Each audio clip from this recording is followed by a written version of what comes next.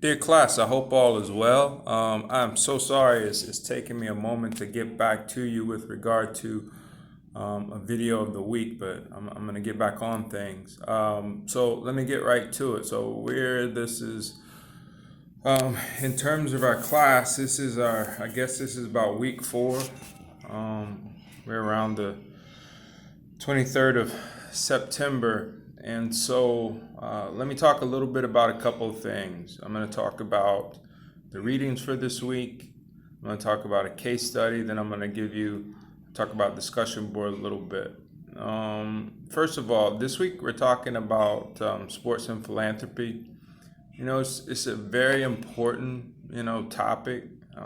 I guess maybe about 10 years ago, we really started to focus on athletes and their charities. It wasn't just good enough that athletes had a charity, but financially, were they stable and accountable? Was their infrastructure, in terms of who ran their charities, who was a part of their charities, was it solid? And then, were they reinvesting in the community with regard to their charitable work and how involved were they in it? We've seen athletes' charities come and go.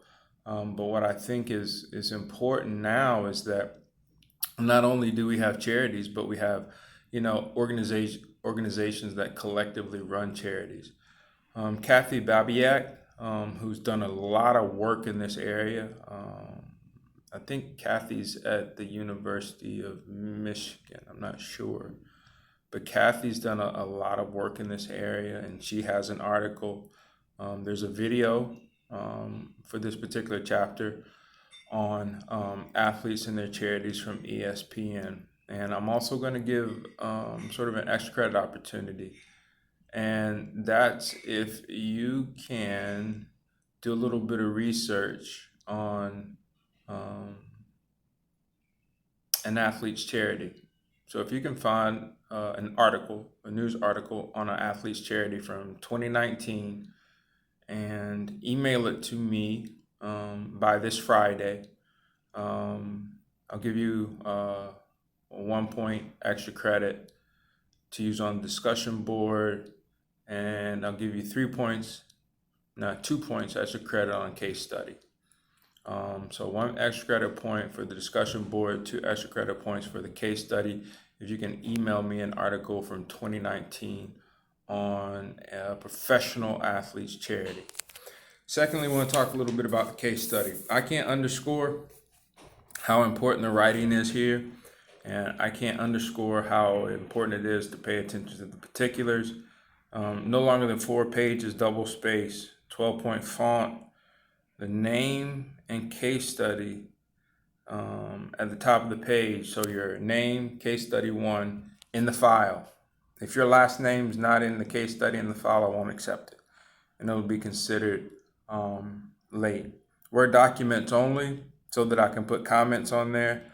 A reference page is required. No cover page. Page numbers, please, and questions are welcome.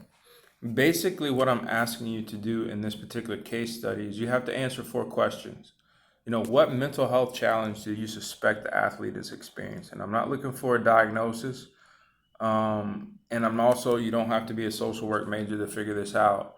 You can look at some of the symptoms in the case study and Google those symptoms and see what comes up, in terms of a possible mental health disorder or challenge. What process would you go through to assess this challenge? And I'm not looking, again, for any particular specialized. If you're a social work major, great. You might think about an inventory. You might just think about asking some questions. And what questions would you ask? You might think about some observations to make. And so more than anything, I'm looking for 1 or 2 things, maybe 3, that you might do that are holistic, that would cover both the quantitative and the qualitative, both what the person can say and what you can see, information that you could collect from others. What would you do as a social worker? Again, 1 or 2 things that you might do. One, I wanted to give you the impression that, in terms of the work that I expect from you, I expect for you to propose, in terms of things that I might do as a social worker. I might schedule an interview. Okay, you said that. But then what might you do in that interview? You might observe, you might ask questions, you might do some follow-up, you might give some homework. So I expect you to give me a proposal of what you might do, one or two things, and then fill that in with a couple of things that might happen during that time that you might interview that student athlete, or when you might go and speak to their professor, or what you might ask when you call their parents. And then what departments or organizations would you coordinate with to support your diagnosis? And again, no specialized knowledge here. Basically, what campus departments, what athletic department entities. There might be some things in the community that you think of. And so, again, please use the questions as the subject headings. Please make sure that your writing is crisp and error free. I'm happy to have any conversations with you about this. And again, I highly advise that in using concepts from the book, that you bold them in your paper, because that's going to be a meaningful part of your grade.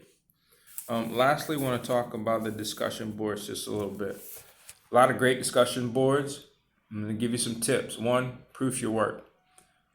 Two, make sure that you are adding probably 2 or 3 concepts, not quotes, but concepts from the readings. That will become increasingly important. So let me give you an idea. I would say that if you don't have those 2 or 3 concepts in your paper, you're probably looking at half a grade. So out of 4.6, 4.16, you're looking at a 2.08. I really want to see you reflect on the readings in your discussion boards, and the level at which I want that is going to increase as the semester goes. So please pay attention to that. Other than that, we talked about case study, talked about the readings for this week, talked about the discussion boards. Lastly, probably today or tomorrow, I will send out a doodle poll to every student. That doodle poll will be active until Monday. And by Monday, I want everybody to schedule a time to speak with me video conference. And please try and do it as sooner than later. I'm going to schedule them as early as I possibly can to give people an opportunity, for those of us who are early risers, to do that, or during lunchtime to engage in those video conferences. We'll only need about 5 to 7 minutes to talk. Just want to introduce myself. Video conferences only, no phone calls. This is not an optional assignment. This is a part of your grading your syllabus. Most of all, I hope everybody's having a good first month of the semester.